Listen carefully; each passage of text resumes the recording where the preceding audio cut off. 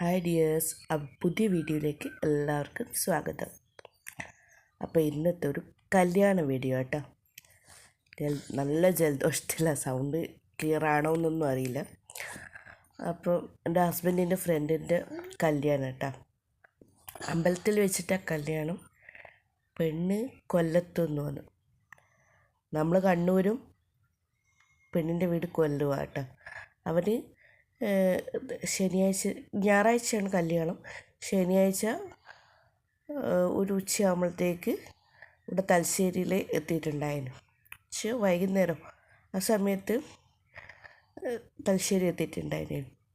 അപ്പോൾ ഇത് രാവിലെ കേട്ടോ, അതായത് 8:30 9 മണിക്ക് ആ മുഹൂർത്തം പറഞ്ഞിട്ട് 9 to 10 ആ മുഹൂർത്തം പറഞ്ഞിട്ട് നമ്മൾ രാവിലെ തന്നെ എത്തിയിട്ടുണ്ടായിരുന്നു. താനീൻ്റെ മുഖത്ത് കാണും ഉറക്കക്ഷീണം. അപ്പോൾ ചെക്കൻ ഇതാട്ടോ, ഇതിൻ്റെ തലേ ദിവസവും വന്നിട്ടുണ്ടായിരുന്നു, അതിന് മുമ്പേയും വന്നിട്ടുണ്ടായിരുന്നു. അപ്പോൾ അവരെ പെങ്ങളെ കുട്ടിയുമായിട്ട് ഭയങ്കര കണക്റ്റ് ആയിട്ടുണ്ടായിരുന്നു താന്. അപ്പോൾ അവൾക്കും ഭയങ്കര ഇഷ്ടമായി, ഇവൾക്കും അങ്ങോട്ടും ഇഷ്ടമായി. അപ്പോൾ നമ്മൾ അമ്പലത്തിലേക്ക് പോവാം കേട്ടോ. സൂര്യനാരായണ ക്ഷേത്രമായിട്ട് അമ്പലം, അതായത് കതിരൂരിൽ തന്നെ. അപ്പം എനിക്ക് നന്നായിട്ട് അറിയുന്ന അമ്പലം, പക്ഷേ ഇതുവരെ ഉള്ളിലൊന്നും കയറിയിട്ടില്ല.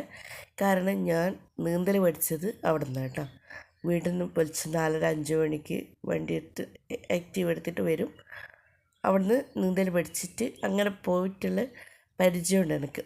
അല്ലാണ്ട് അമ്പലത്തിലേക്കായിട്ട് ഇതുവരെ പോയിട്ടില്ല. അപ്പം ചെക്കൻ കാറിലേക്ക് കയറലാണ്. അപ്പം നമുക്കെല്ലാം ട്രാവലർ സെറ്റ് ചെയ്തിട്ടുണ്ട്. ഇവിടെ നിന്ന് അടുത്തോളം വരെയേ ഉള്ളൂ, കുറച്ച് ദൂരമേ ഉള്ളൂ.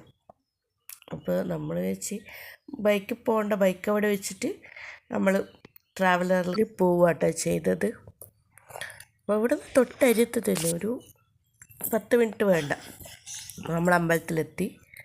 അവരാരും എത്തിനൊന്നുമില്ല, അങ്ങനെയല്ല, ഉള്ളിലേക്ക് കയറിയിട്ടില്ല. നമ്മൾ ആദ്യമേ കയറി തൊഴാന്നെല്ലാം വിചാരിച്ചിട്ട് കയറി. അപ്പയും മോളും സെയിം ആക്കിയിട്ടാണ് കേട്ടോ ഡ്രസ്സ് ഇപ്പം ശ്രദ്ധിക്കുന്നത്. ഞാനും പച്ചയാണ്, പക്ഷേങ്കിൽ എൻ്റേത് കട്ടി പച്ചയാണ്.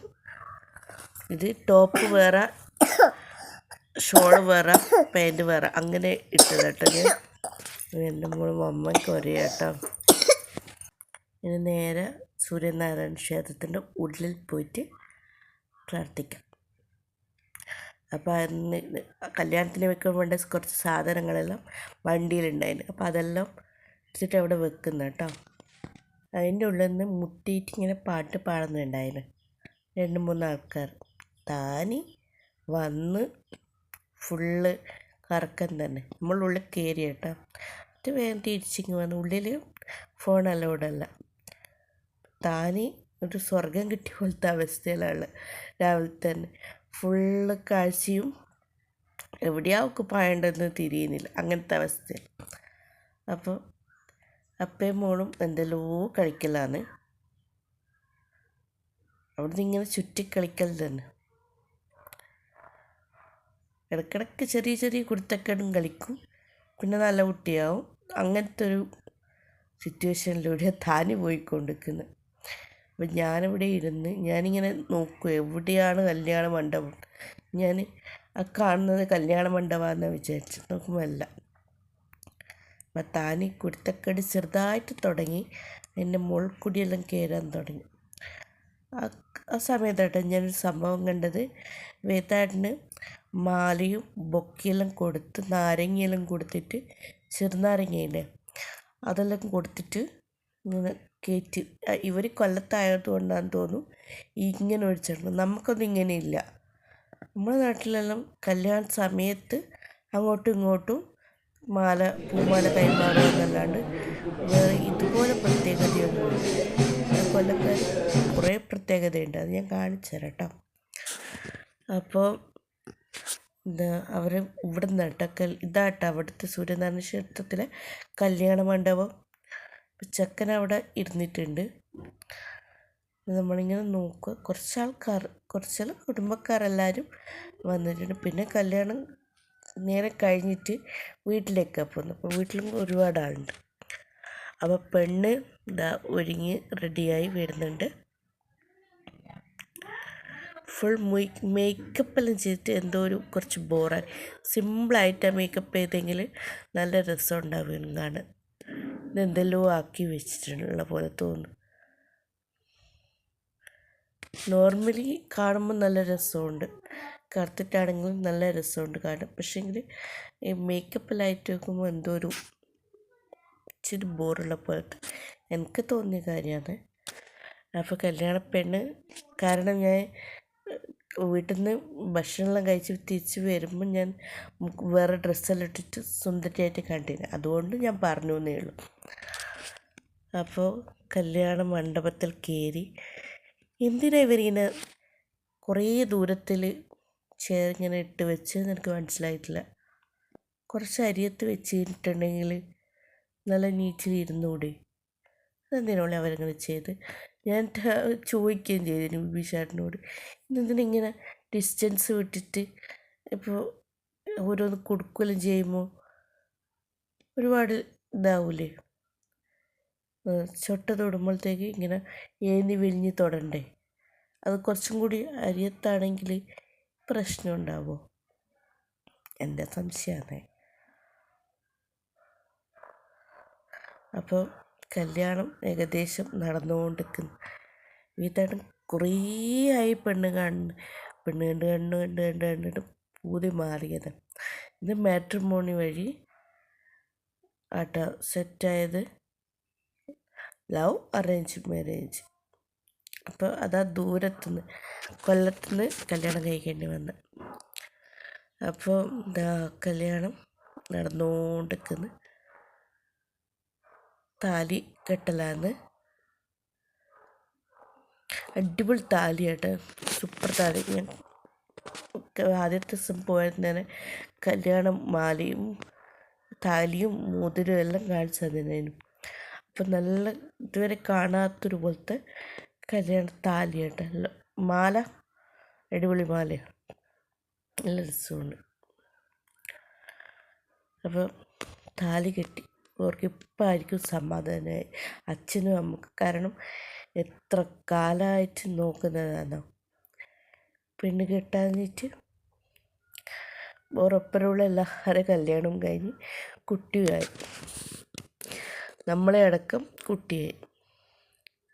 അപ്പം അന്നേരം മുമ്പത്തിലേ കാണുന്നു. അപ്പം ഇപ്പോഴാണ് ഓരോ സമയമായത്. അപ്പം മോതിരം അങ്ങോട്ടും ഇങ്ങോട്ടും മാറുന്നതാണ്. അത് തൊട്ടരിയത്തുള്ളത് കേട്ടോ. അവരുടെ പെങ്ങളെ മോളെയാട്ടോ. താനിയും കളിയാ അവിടുന്ന്. അപ്പം മോതിരം മാറി. ഇനിയാട്ടോ ഒരു ട്വിസ്റ്റുള്ളത്, നമുക്കെല്ലാം പെണ്ണ് തന്നെയല്ലേ മാലയിട്ട് കൊടുക്കുക. ഇവർ കൊല്ലംകാർക്ക് അളിയനാട്ടാ, അളിയെന്നല്ലേ പറയുക. ഇപ്പം കല്യാണം കഴിക്കുന്നവരെ ആങ്ങള മാലയിട്ട് കൊടുക്കുന്നത്. അതെന്ത് സംഭവമാണെന്ന് അറിയില്ല, അങ്ങോട്ട് അങ്ങനെയായിരിക്കും. എനിക്ക് ഇവിടെ നമുക്കിങ്ങോട്ട് ഇങ്ങനത്തെ ഒരു പരിപാടിയേ ഇല്ലല്ലോ. പിന്നെ വേറെ വലിയ വിളക്കും ചെറിയ കിണ്ടി അങ്ങനത്തെ സംഭവങ്ങളല്ലോ അല്ലേ, അതെല്ലാം അവർ കൊണ്ടുവന്നേന്. ഇനി അത് കല്യാണ മണ്ഡപത്തിൽ അവിടെ വെക്കുക കേട്ടോ ചെയ്യാൻ. അത് പെണ്ണ് ചെക്കന് കൈമാറുന്നു, അങ്ങനെ എന്തോ ഒരു സംഭവം ഉണ്ടായിന് അവിടെ. അതൊന്നും ഞാൻ വീഡിയോ എനിക്ക് എടുക്കാൻ കഴിഞ്ഞില്ല. അപ്പം അങ്ങനെ എന്തെല്ലോ ചടങ്ങുണ്ട് കേട്ടോ അവർക്ക്. പിന്നെ ഫസ്റ്റ് കയറി വരുമ്പം തന്നെ ചെറുനാരങ്ങ എല്ലാവർക്കും ഒരു ചെറുനാരങ്ങ കൊടുക്കുന്നുണ്ട്. അതും എന്തിനാന്ന് എനിക്ക് മനസ്സിലായിട്ടില്ല. എല്ലാവർക്കും കിട്ടീന് ചെറുനാരങ്ങ. അതെന്തെന്നാന്ന് അതും ഒരു പിടുത്തവും കിട്ടുന്നില്ല. നമുക്കൊന്നും അങ്ങനെ ഒരു ഇതില്ലല്ലോ. അപ്പോൾ അവരിരുന്നു. ഇനി സിന്ദൂരം തൊടൽ ചടങ്ങും അങ്ങനത്തെ പരിപാടിയേ ഉള്ളൂ. അപ്പോൾ ഇവരിങ്ങനെ കല്യാണം കല്യാണം കഴിഞ്ഞു, ഒരാശ്വാസമായി. ഈ തടിനൊരാശ്വാസമായിരിക്കും. സമാധാനം എന്നുള്ള രീതിക്ക്. ഇനി ഫോട്ടോഷൂട്ടും കാര്യങ്ങളെല്ലാം. ഇനി ഇവിടുന്ന് ഒരു രജിസ്റ്റർ ഒപ്പിടൂലേ, അപ്പോൾ അതിൻ്റെ പരിപാടിയായിരിക്കും. പിന്നെ അമ്പലത്തിൽ കയറണം. അമ്പലത്തിൽ ചുറ്റിയിട്ട് ഉള്ളിൽ കയറിയിട്ട് നേരെ ഇവർ രജിസ്റ്ററിൽ പോയിട്ട് ഒപ്പിടും. അപ്പം ഞാൻ നീന്തൽ പഠിച്ച കുളമാട്ടായത് അമ്പലക്കുളം. ഒരുപാട് ആൾക്കാർ പഠിച്ച സ്ഥലമാട്ടോ. കാരണം പഠിപ്പിക്കാൻ ആൾക്കാരുണ്ടാവും. സൂപ്പറായിട്ട് ആൾക്കാരും ഒരു മോശം പറയാൻ മാത്രമില്ല. അത്ര അടിപൊളിയായിട്ട് പഠിപ്പിച്ചു തരും. അപ്പോൾ അവിടെ ഒപ്പിടാൻ പോയിട്ടുണ്ട്. നമുക്കെല്ലാം അന്നേരം പ്രസാദം തന്നിട്ടുണ്ടായിരുന്നു കേട്ടോ. പാൽപ്പായസം. ഞാൻ പാൽപ്പായസം കുടിക്കില്ല. താനി അത്യാവശ്യം കുടിച്ചിട്ടുണ്ടായിരുന്നു. രാവിലെ ഒന്നും തിന്നാത്തതുകൊണ്ട് എന്തോ ഭാഗ്യത്തിന് പായസം കുടിച്ച്, പിന്നെ വെള്ളപ്പായസമില്ലേ, വെള്ളത്തിൻ്റെ അരിൻ്റെ ഒരു പായസവും ഉണ്ടായിരുന്നു, അതും കഴിച്ചിട്ടുണ്ടായിരുന്നു. അതവിടെ കണ്ടത് കേട്ടോ. ഇതെന്തിനാ അവിടെ വെച്ചതെന്നൊന്നും അറിയില്ല. ഇവർ രണ്ടാളും കളി തുടങ്ങി. ചെക്കൻ്റെ കയ്യിൽ കണ്ട നാരങ്ങ, അത് താനിക്കും വേണം നാരങ്ങ. അപ്പം താനിക്കും കൊടുത്ത് നാരങ്ങ. ഞാൻ കാണാണ്ട് എടുത്ത് വെച്ചത് നാരങ്ങ. നമുക്ക് ഭയങ്കര ഇഷ്ടമാണ് താനിക്കും നാരങ്ങ. അത് പച്ചക്ക് തിന്നും, ഒരു കുഴപ്പമില്ല. ഇവളിങ്ങനെ തേരാപ്പാര നടന്ന് കളിക്കല. ചന്ദനം കിട്ടിയ പിന്നെ ഒന്നും പറയണ്ടോള അവസ്ഥ. ഫുൾ ചന്ദനത്തിൽ മുഖലം കുളിപ്പിച്ച അവസ്ഥയിലുള്ള. അപ്പം ചേച്ചി അനിയത്തിയും കൂടി ഇവിടുന്ന് ഇങ്ങനെ കളിച്ച് തിമർക്കലാണ്. അപ്പോൾ ലേറ്റായി, ഒരു 12:30 ആയി. അപ്പോൾ നേരെ ഇനി ചെക്കൻ്റെ വീട്ടിൽ നിന്നാണ് ഫുഡെല്ലാം. അപ്പോൾ ചെക്കൻ്റെ വീട്ടിലേക്ക് പോവലാണ്. അപ്പം നേരെ വന്ന് അപ്പോഴത്തേക്ക് നമുക്ക് വെള്ളമെല്ലാം തന്നിട്ടുണ്ടായിരുന്നു. അപ്പം നല്ല അടിപൊളി വെള്ളം. അപ്പം അത് കുടിച്ചു. അപ്പോഴത്തേക്ക് താനിക്ക് ഭയങ്കര കളിച്ച് തിമിർത്ത് ഭയങ്കര ക്ഷീണമുണ്ടായിരുന്നു. ഇപ്പോഴായിട്ട് ചെക്കനും പെണ്ണും നമ്മൾ വന്ന് ട്രാവലറിലെത്തി. നമ്മൾ നേരെ കയറിയിന്. ഞാൻ വേഗം കയറിയിന്. വിവിശാട്ടിനെല്ലാം അവിടെ കാത്തു നിന്നേന്. അതൊക്കെ എൻ്റെ പുറകിൽ ഓരെല്ലാം ഉണ്ട്. നമ്മൾ വേഗം ഇങ്ങോട്ട് കയറി വന്നത്.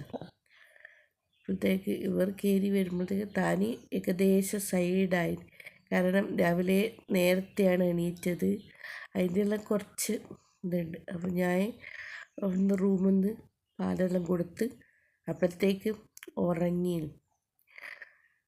നല്ല ഉറക്കം. ഇത് വാതിൽ പൂട്ടിയിട്ടാണ്.